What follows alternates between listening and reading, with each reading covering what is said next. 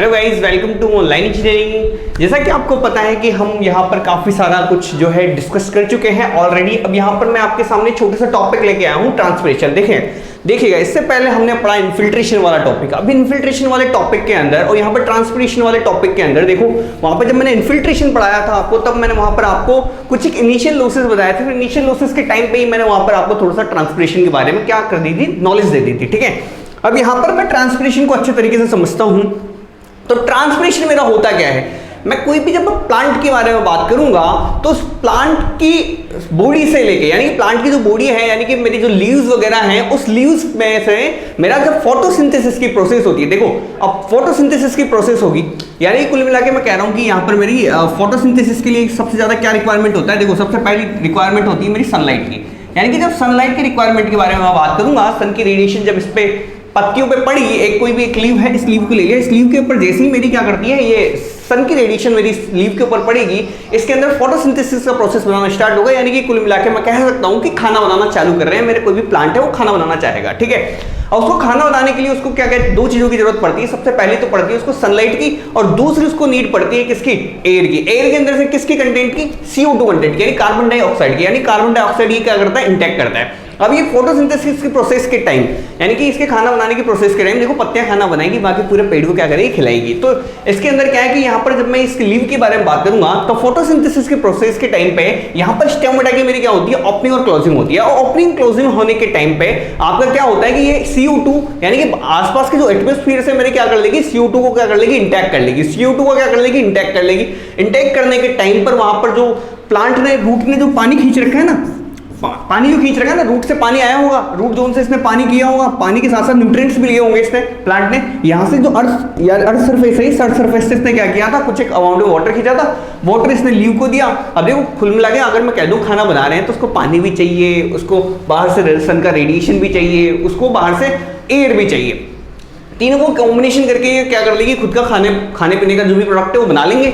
तो इस केस में मेरा होगा क्या, इस केस में मेरा होगा क्या कि यहाँ पर स्टोमेटा की ओपनिंग क्लोजिंग होगी। उस ओपनिंग क्लोजिंग के टाइम पर यहाँ पर जैसे CO2 एंटर कर जाएगा, वहां से एक वाटर का पार्टिकल क्या कर जाता है, प्लांट की बॉडी को लीव करके इवापोरेट होकर निकल जाता है। इसी को मैं बोल देता हूं क्या, इवापोरेट होकर जो पार्टिकल मेरा निकला है, इसी को मैं बोल देता हूं ट्रांसपिरेशन। अब देखो, ट्रांसपिरेशन के केस में भी मैंने क्या बोला है कि यहाँ से प्लांट बॉडी से क्या कर दिया है, मेरा वाटर पार्टिकल निकला है। और जबकि देखो, जब यहाँ आसपास, जब मैं कह दूं कि इस पेड़ के आसपास, इस ट्री के आसपास वाली जगह के बारे में बात करूंगा, तो यहाँ पर भी क्या हो रहा होगा, मेरा आसपास कंटिन्यूअसली मेरा क्या हो रहा होगा, इवापोरेशन हो रहा होगा। सोइल बॉडी में से इवापोरेशन हो रहा होगा, यहाँ से मेरा क्या हो रहा होगा, ट्रांसपिरेशन हो रहा होगा। अगर यदि मैं कह दूं कि किसी भी एक प्लांट बॉडी के लिए यार क्या है कि इस प्लांट बॉडी के लिए बार बार मेरे को ट्रांसपिरेशन का मेजरमेंट करना पड़ जाता है, बहुत ज्यादा टफ। इसलिए हम क्या कर देते हैं कि इस पूरी जगह में जितना भी मैंने अमाउंट में वाटर दिया होगा, उस जगह का क्या हो रहा होगा, एक तो इवापोरेशन हो रहा होगा और ट्रांसपिरेशन हो रहा होगा।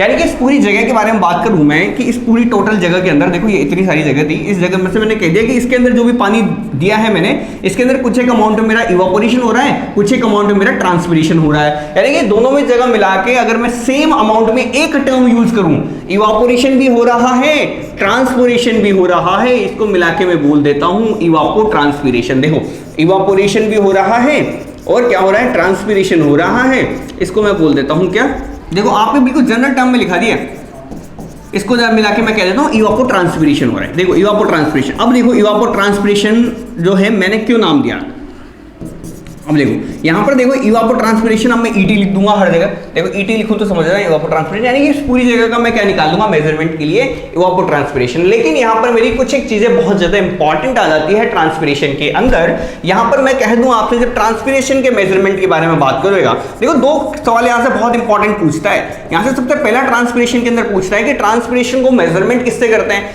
तो जब मैं बात करूं ट्रांसपिरेशन को मेजरमेंट करने के बारे में, तो हमारा जो इंस्ट्रूमेंट यूज आएगा वो आएगा फाइटोमीटर, वो आएगा मेरा फाइटोमीटर। अब देखो, फाइटोमीटर, ये वाला सवाल आपका डायरेक्ट सीधा पूछ लेते हैं, कौन सा इंस्ट्रूमेंट है मेरा, फाइटोमीटर। फाइटोमीटर को, फाइटोमीटर से हम क्या कर लेते हैं, सीधा यहाँ पर किसी प्लांट बॉडी के लिए मैं क्या करूंगा, ट्रांसपिरेशन मेजरमेंट करूंगा। लेकिन एक पूरी जगह के अंदर देखूं कि अगर यदि मैंने हर एक जगह अलग अलग क्रॉप लगा रखी है, या मैं कह दूं काफी सारे मेरे प्लांट्स होंगे एक पूरे एरिया के अंदर, तो ऐसा तो नहीं है कि मैं हर जगह का क्या करूंगा, हर जगह जाऊंगा, हर एक प्लांट का अलग अलग ट्रांसपिरेशन निकालने बैठूं, नहीं। इसीलिए मैंने क्या किया है, ये टर्म जो कि मैंने ली थी यहाँ पर इवापो ट्रांसपिरेशन, यहीं पे काम आने वाली है। अब इवापोट्रांसपिरेशन सर ठीक है, ट्रांसपिरेशन का मेजरमेंट के लिए आपने डिवाइस का नाम बता दिया, इवापोट्रांसपिरेशन के लिए भी जरा बता देते तो बहुत अच्छा रहता। तो इवापोट्रांसपिरेशन के लिए जो आपका इंस्ट्रूमेंट काम आता है उसको बोलते हैं लाइसीमीटर। ठीक है, लाइसीमीटर देखो दोनों के दोनों इंपॉर्टेंट क्वेश्चंस हैं और दोनों के दोनों काफी बार स्टेट 𝐒-𝐤 के अंदर, इसरो के अंदर, सबके अंदर, सारे के अंदर बिल्कुल जनरल क्वेश्चंस हैं, 𝐒-𝐤 लेवल पर बहुत बार पूछे गए हैं। ठीक है, तो ये वाला, ये दोनों के दोनों इंपॉर्टेंट आपकी टर्म्स हैं, इन दोनों को बिल्कुल अच्छे तरीके से आप याद रख लेना। ठीक है, अब यहां पर हमारी बात होगी इवापोट्रांसपिरेशन के बारे में। अब यहां पर अगर मैंने आपसे एक बात और बोली थी, एक बात क्या बोली थी यहां पर, कि यहां पर जब मैं ट्रांसपिरेशन के बारे में आपसे बात कर रहा था तब मैंने बोला था कि ट्रांसपिरेशन के अंदर मेरे को क्या चाहिए होता है, सनलाइट की, सनलाइट जब होगी तब क्या होगा, मेरा सनलाइट की बहुत रिक्वायरमेंट होगी। यहां पर मेरी सनलाइट की रिक्वायरमेंट होगी। अगर यदि कोई भी प्लांट बॉडी मेरा खाना बना रही है या फिर मैं कह दूं उसके अंदर मेरा फोटोसिंथेसिस का प्रोसेस होगा, तो उस जगह पे मेरे को क्या चाहिएगा, वहां पर मेरे को सनलाइट होना बहुत जरूरी है।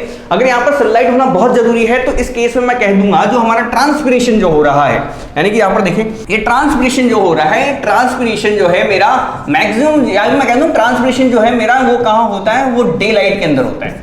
कहां होता है, डे लाइट के अंदर होता है।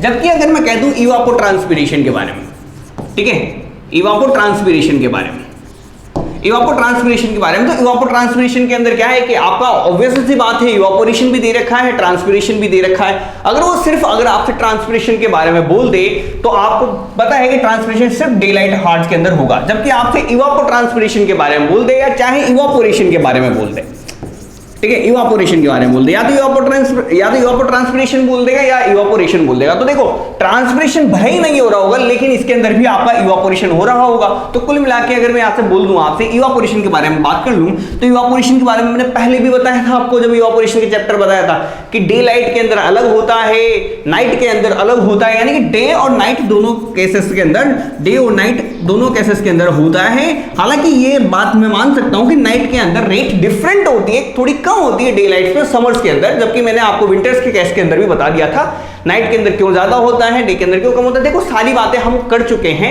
यहां पर आपको सिर्फ यहां पर मैं ये बताने वाला था कि इवापोरेशन क्या होता है, ट्रांसपिरेशन क्या होता है, इवापोट्रांसपिरेशन क्या होता है, ये किस किस जगह पे हमारा काम आता है। अब देखो यहां पर मैं एक लाइन के बारे में बताऊंगा आपको। देखो ट्रांसपिरेशन और इवापोट्रांसपिरेशन साथ साथ हमने कंप्लीट कर दिए हैं। यहां पर हमारे एक छोटी सी बात और आ जाती है, बहुत इंपॉर्टेंट क्वेश्चन है। यहां पर आपका एक लाइन के बारे में पूछता है, वो आइसोप्लेथ लाइन, ठीक है। आइसोप्लेथ लाइन बहुत इंपॉर्टेंट, आपका क्या बोलते हैं, बहुत इंपॉर्टेंट लाइन। आप ये बोल सकते हैं कि हाँ इस जगह से आपके क्वेश्चन बनने के चांसेस बहुत। देखो आइसो हाइट से वो काफी बार क्वेश्चन पूछ चुका है। अब क्या करना है कि थोड़ा सा एग्जाम की डिफिकल्टी बढ़ाने के लिए वो थोड़ी सी नई नई आइसो लाइन्स के बारे में आपसे पूछेगा, ठीक है। आपको एक बार आइसोनिक लाइन के बारे में बताया था कि equal depth of snowfall, equal depth of rainfall वाली आइसो हाइट। आइसोनिक लाइन के बारे में क्या बोला था मैंने उस टाइम पे, इक्वल डेप्थ ऑफ स्नोफॉल जहां पे हो रहा है। सेम ऐसे ही आइसोप्लेथ लाइन मेरी क्या है कि वहां पर मैं क्या करूंगा, imaginary line joining equal points of evapotranspiration, यानी कि joining points of equal depth of evapotranspiration, ठीक है। ये हो गई हमारी ट्रांसपिरेशन वाला ये चैप्टर बिल्कुल खत्म, ठीक है। इसके अंदर देखो इतनी सी ही बात थी। इसके अलावा देखो एक छोटी सी बात है और है, एक छोटा सा नोट और है, इंपॉर्टेंट नोट है। उसके अंदर आप कंजम्पटिव यूज के बारे में देखो, आपको यहाँ पे बता देता हूँ। ये कंजम्पटिव यूज जो है अपन इरिगेशन इंजीनियरिंग के अंदर पढ़ेंगे बहुत अच्छे तरीके से। कंजम्पटिव यूज जिसको CU से भी डिनोट कर देते हैं, ठीक है। तो कंजम्पटिव यूज के अंदर मैं बोल दूं आपसे कि कंजम्पटिव यूज मेरा क्या होता है। जब मैंने इवापोट्रांसपिरेशन के बारे में बात की थी आपसे, तो इवापोट्रांसपिरेशन के लिए मेरे को कुछ एक अमाउंट में वाटर रिक्वायरमेंट हुआ होगा, या फिर मैं कह दूं कि उस टाइम पे आपका क्या था कि आपको जितना वाटर रिक्वायर्ड होगा ना इवापोट्रांसपिरेशन, देखो कहीं भी मेरे प्लांटेशन वगैरह लगे हुए हैं, प्लांटेशन को सफिशिएंट अमाउंट में मेरे को मॉइस्चर चाहिए होगा, तो आसपास में क्या हुआ, उसको मॉइस्चर देने के लिए हमने वहां पे वाटर क्या कर दिया, वहां पर डिलीवर कर दिया उस जगह पे हम देख लेंगे, मेजरमेंट कर लेंगे किसकी वैल्यू, कितने अमाउंट में मेरे को पानी चाहिए इवापोट्रांसपिरेशन, यानी कि पर्टिकुलर प्लांट के लिए कुछ एक अमाउंट में मेरे को इवापोट्रांसपिरेशन की वैल्यू मेरे पास निकाल के आनी चाहिए, उसी को मैं उसका क्या बोल देता हूं, कंजम्पटिव यूज बोल देता हूं। यानी कंजम्पटिव यूज आपको देखो आगे जो डिटेलिंग में पढ़ेंगे कंजम्पटिव यूज को हम डिटेलिंग में पढ़ेंगे इरिगेशन इंजीनियरिंग के अंदर। लेकिन जितना लॉस होता है ना इवापोट्रांसपिरेशन से, देखो एक पर्टिकुलर मैं बोल दूं आपसे कि एक पर्टिकुलर प्लांट है, प्लांट के आसपास वाला एरिया जो मैंने लिया है, साथ में देखो सीधी बात है, यहाँ पर आपका ट्रांसपिरेशन के साथ साथ सनलाइट की वजह से यहाँ पर आपका आसपास वाले एरिया से इवापोरेशन हो रहा होगा, और इस जगह पर मैंने क्या कर दिया कि अकेला ट्रांसपिरेशन इसका मेजरमेंट करने में बहुत दिक्कत आ रही थी, तो मैंने यहाँ पर क्या कर दिया, इसका पूरा का इवापोट्रांसपिरेशन मेजरमेंट मैंने यहाँ पर कर दिया है। इस केस में मैं कह दूंगा कि यहाँ पर इस जगह जितना मेरा लॉस हुआ है, टोटल लॉस हुआ है ना, देखो यहाँ पे ईटी, यहाँ पे इवापोरेशन की वजह से लॉस हुआ है, इस जगह ट्रांसपिरेशन की वजह से लॉस हुआ है, तो इवापो ट्रांसपिरेशन का जो टोटल लॉस है, इसी टोटल लॉस को ही मैं क्या बोल देता हूँ, कंजप्टिव यूज बोल देता हूँ। यानी कितने अमाउंट मेरे को वाटर चाहिए इस जगह पे इस प्लांट की ग्रोथ के लिए। देखो ग्रोथ के लिए चाहिएगा, इसकी ग्रोथ के अंदर ही तो मेजरमेंट होगा ना ये, इसकी ग्रोथ के लिए मेरे को इक्वल अमाउंट में मॉइस्चर चाहिएगा, वो मॉइस्चर अगर यहाँ पे है तभी तो इवापोरेशन होगा, तभी ट्रांसपिरेशन होगा। तो इसकी ग्रोथ के लिए मेरे पास जितना लॉस होता है इवापो ट्रांसपिरेशन का, उसी को मैं बोल देता हूँ कंजप्टिव यूज। बाकी इसको डिटेलिंग के अंदर हम इरिगेशन इंजीनियरिंग के अंदर पढ़ते हैं। ये हो गया है मेरा ट्रांसपिरेशन वाला चैप्टर बिल्कुल खत्म, इवापो ट्रांसपिरेशन को इसको साथ साथ समझा दिया है। अब चलेंगे नेक्स्ट हमारे टॉपिक के ऊपर जिसका नाम है रन ऑफ। वो नेक्स्ट लेक्चर के अंदर आपको रन ऑफ के बारे में आपको जानकारी दे दी जाएगी। Okay guys, bye, thanks for watching.